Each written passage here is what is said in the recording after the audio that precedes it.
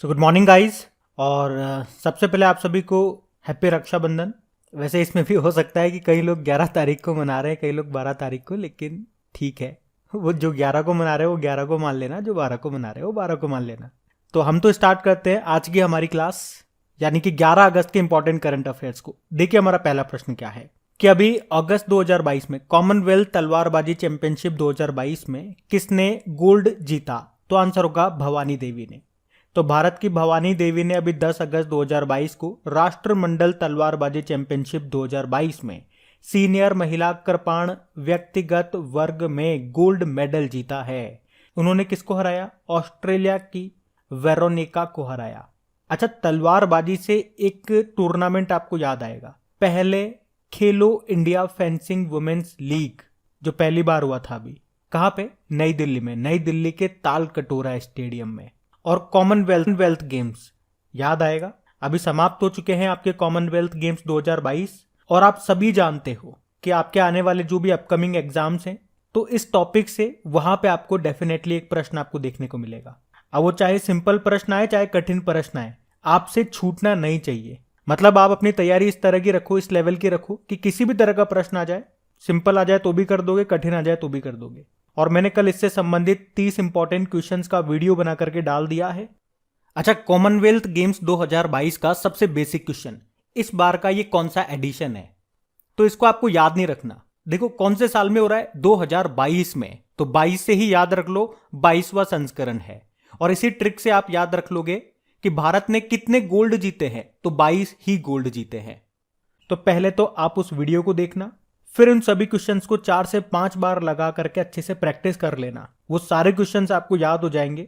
उनकी क्विज बनाकर आज मैं डाल दूंगा आपकी क्रैक एग्जाम एप्लीकेशन पे। और अगर आपको वीडियो अच्छी लगती है, पहले देखना वीडियो को, वीडियो अगर अच्छा लगता है, अगर आपको लगता है कि बहुत मेहनत लगी है उसे बनाने में, अगर उसका कंटेंट आपको अच्छा लगता है, अगर वीडियो देखने के बाद आप सेटिस्फाई होते हो, तो प्लीज वीडियो को आप लाइक जरूर करेंगे। लाइक करके उसे अपने दोस्तों के साथ में शेयर जरूर करना।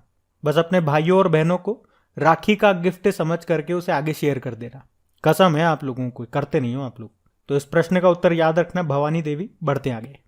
फिर बताइए, अगस्त 2022 में अमेरिका में हेरिटेज वॉल ऑफ फेम में शामिल होने वाले पहले भारतीय मनोवैज्ञानिक कौन बन गए? तो आंसर होगा रामाधर सिंह। तो अहमदाबाद यूनिवर्सिटी के प्रोफेसर है रामाधर सिंह। इनको अमेरिका में society for personality and social psychology की हेरिटेज वॉल ऑफ फेम में शामिल किया गया है।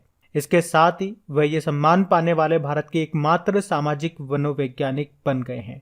तो सामाजिक मनोविज्ञान और प्रबंधन में उनके असाधारण योगदान के लिए मिला है उनको ये सम्मान। क्या नाम है? रामाधर सिंह। आपको प्रोफेसर दीपक धर का नाम याद होगा, बोल्ट्जमैन पदक से सम्मानित होने वाले वे पहले भारतीय बने थे। और भारतीय मूल के हैं प्रोफेसर कौशिक राजशेखर, जिन्होंने अभी वैश्विक ऊर्जा पुरस्कार 2022 ग्लोबल एनर्जी प्राइज 2022 जीता था। और मलयालम फिल्म निर्माता हैं केपी कुमारन, जिनको केरल के सर्वोच्च फिल्म पुरस्कार जेसीसी डैनियल अवार्ड से सम्मानित किया गया था अभी। तो ये नाम भी न्यूज में थे, ध्यान रखना। बढ़ते आगे। चलो बताओ, हाल ही में डॉक्टर जितेंद्र सिंह ने rusty skies and golden winds नाम की बुक को अभी रिलीज किया। इस बुक को किसने लिखा है? तो आंसर होगा सानिध्या शर्मा ने। तो विज्ञान और प्रौद्योगिकी मंत्रालय के केंद्रीय राज्य मंत्री हैं डॉक्टर जितेंद्र सिंह। अभी इन्होंने जम्मू में 7वीं कक्षा की छात्रा, या यूं कह दूं 11 वर्षीय सानिध्या शर्मा के द्वारा लिखित rusty skies and golden winds नाम की एक कविता पुस्तक को रिलीज किया है। मतलब 11 साल की इस बच्ची ने इस बुक को लिखा है भैया। उस बुक को रिलीज किया है डॉक्टर जितेंद्र सिंह ने। आपको याद है अभी संयुक्ता दास ने लॉकडाउन लिरिक्स नाम की बुक को लिखा था और उसको लॉन्च किया था उड़ीसा के मुख्यमंत्री नवीन पटनायक। जे सिंह, इन्होंने द मैकमोहन लाइन नाम की बुक को लिखा था, जिसको रिलीज किया हिमाचल प्रदेश के मुख्यमंत्री राजेंद्र विश्वनाथ अर्लेकर ने। और Harish Mehta the Maverick effect नाम की बुक को लिखा। हरीश मेहता कौन है? ये नेस्कॉम के पहले अध्यक्ष थे। वैसे अभी वर्तमान में नेस्कॉम के नए अध्यक्ष बने थे कौन? कृष्णन रामानुजम नाम है। ये नया अपॉइंटमेंट है, नाम ध्यान रखना। बढ़ते आगे। फिर बताइए, अभी अगस्त 2022 में पापुआ न्यू गिनी के फिर से प्रधानमंत्री कौन बन गए? तो आंसर होगा जेम्स मारेप। तो पापुआ न्यू गिनी की संसद ने देश में चुनाव के बाद प्रधानमंत्री जेम्स मारेप को फिर से प्रधानमंत्री पद के लिए नामित किया है। बाकी अभी आप जानते हो फ्रांस की नई प्रधानमंत्री कौन बनी थी, एलिजाबेथ बोर्न। इजराइल के प्रधानमंत्री कौन बने, यायर लैपिड। और ऑस्ट्रेलिया के प्रधानमंत्री बने एंथनी अल्बनीज। आपको याद होगा कुछ समय पहले पापुआ न्यू गिनी के पहले प्रधानमंत्री का निधन हुआ था। क्या नाम था उनका, माइकल सोमारे। कहाँ है पापुआ न्यू गिनी, ये रहा ऑस्ट्रेलिया के ऊपर। मैप में देखो आप, कैपिटल इसकी पोर्ट मॉर्सबी है, करेंसी क्या है, पापुआ न्यू गिनियन कीना। अच्छा, अगर आपसे पूछा जाए ऑस्ट्रेलिया और पापुआ न्यू गिनी के बीच में कौन सी जल संधि है, तो आंसर होगा टोरस जल संधि।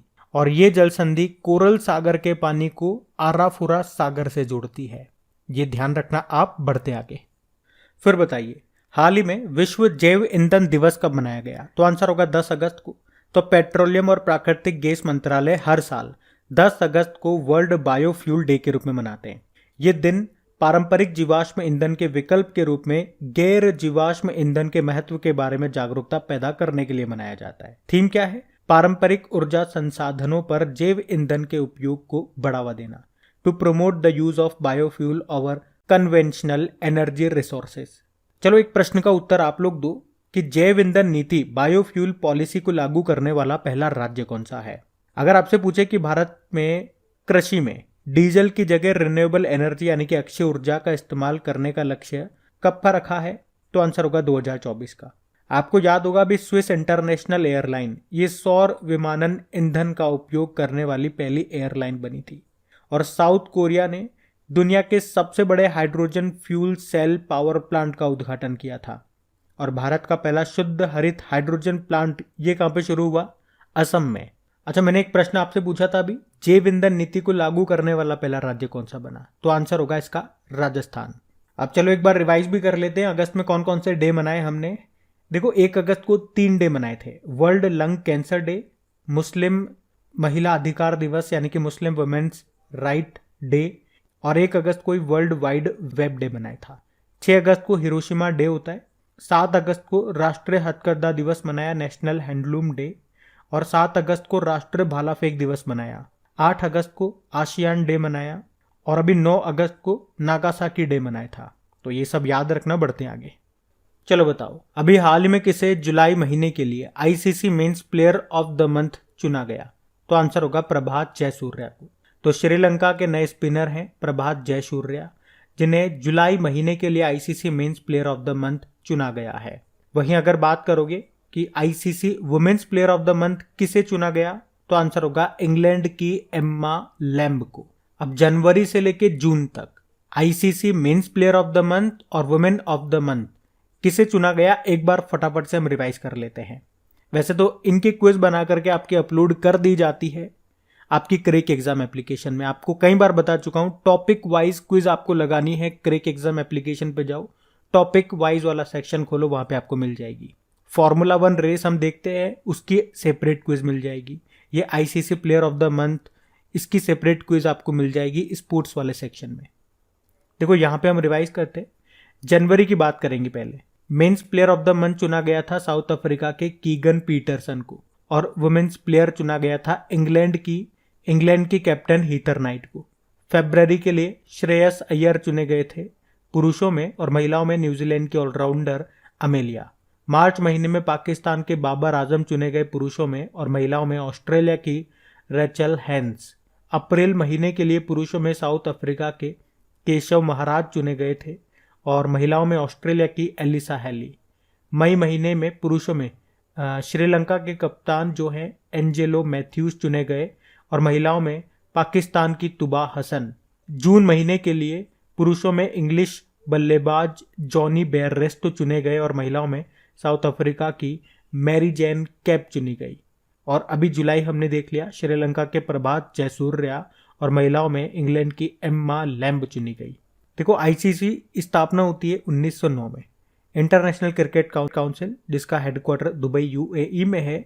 इसके अभी नए सीईओ बने थे, उनका नाम है जॉफ एलार्डिस, और इसके चेयरमैन कौन है, ग्रेग बार्कले हैं। तो ये सब याद रखना, बढ़ते आगे। चलो बताओ, 2022 में 44वें शतरंज ओलंपियाड में पुरुष वर्ग में किस देश की टीम ने गोल्ड जीता, तो आंसर होगा उज्बेकिस्तान।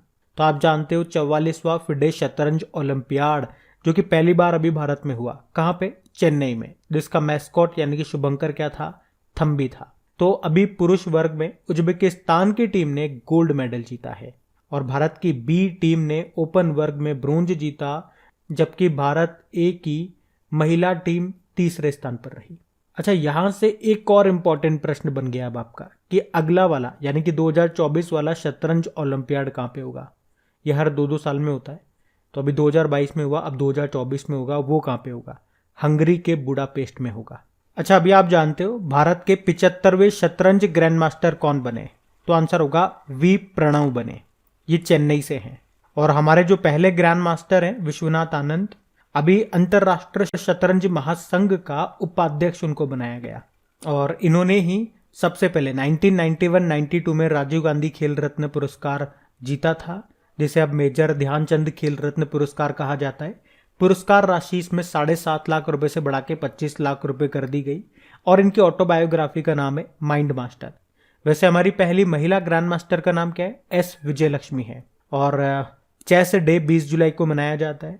आप जानते हो भारत में पहली बार चेस एकेडमी ये कहाँ पे खुलेगी? भुवनेश्वर में। और जो आपका चेस बोर्ड होता है, यहाँ से एक स्टैटिक प्रश्न हम हमेशा पढ़ते हैं क्या कि नंबर ऑफ स्क्वायर्स अगर आपसे पूछे चेस बोर्ड में तो कितने हैं? 204 हैं। तो इतना आप याद रखना बढ़ते आगे।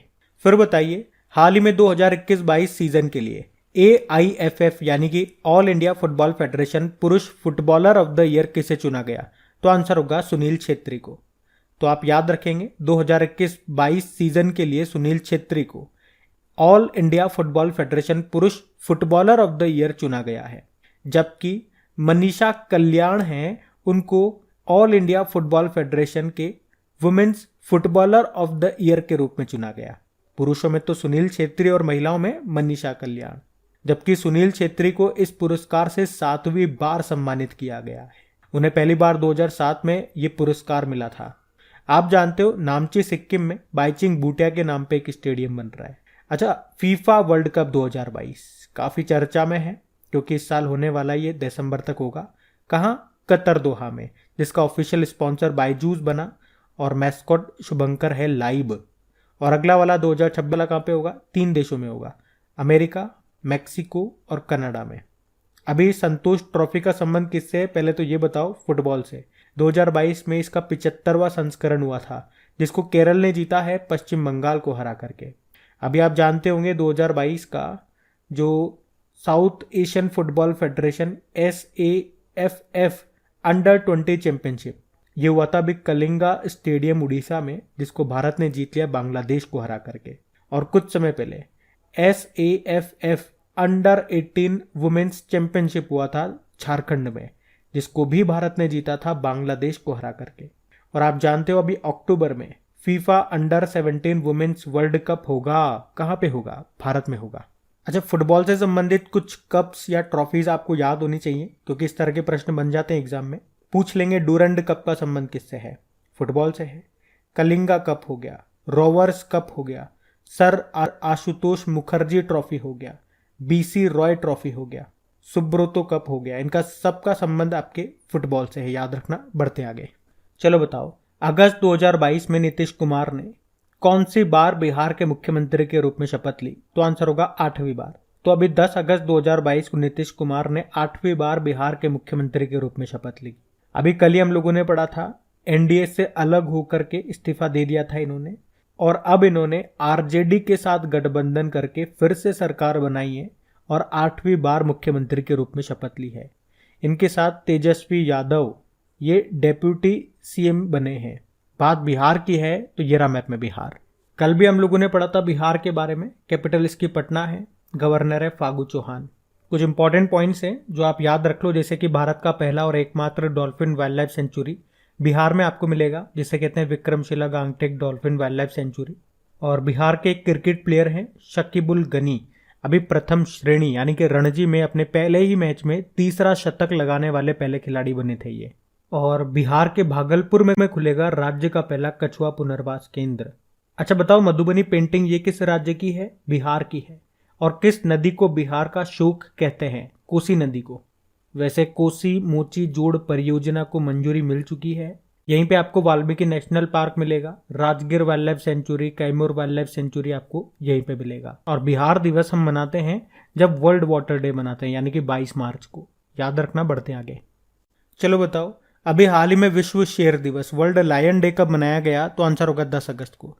तो हर साल 10 अगस्त को शेरों के बारे में जागरूकता बढ़ाने के लिए ये दिन मनाया जाता है। और साल 2020 में गुजरात के गिर जंगलों में एशियाई शेरों की जो आबादी है वो लगभग 29% की उसमें वृद्धि आई है।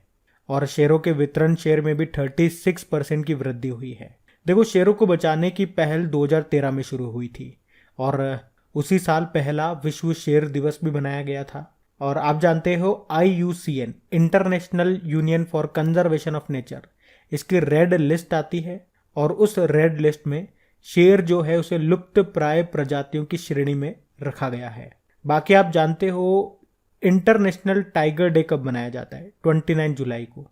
और जानवरों के लिए भारत का पहला कोविड-19 स्वदेशी वैक्सीन आ गया है जिसका नाम है एनोकोवैक्स। तो अब बात करेंगे कल की वीडियो में पूछे गए प्रश्न के उत्तर की। तो कल के वीडियो में आपसे पूछा था लद्दाख का सर्वोच्च नागरिक सम्मान से किसे नवाजा गया? तो आंसर होगा दलाई लामा को। और एक बार फिर से याद दिला दूं, कॉमनवेल्थ गेम्स के इंपॉर्टेंट क्वेश्चन का वीडियो अपलोड हो गया, क्विज आज अपलोड हो जाएगा, देखना मत भूलना, शेयर करना मत भूलना। और इन सभी क्वेश्चंस का भी क्विज मिल जाएगा आपकी क्रैक एग्जाम एप्लीकेशन पे, वहीं पे PDF आपको मिल जाएगी। क्रैक एग्जाम एप्लीकेशन का लिंक का मिलेगा नीचे डिस्क्रिप्शन बॉक्स में। अब ये रहा आज का आपका होमवर्क प्रश्न।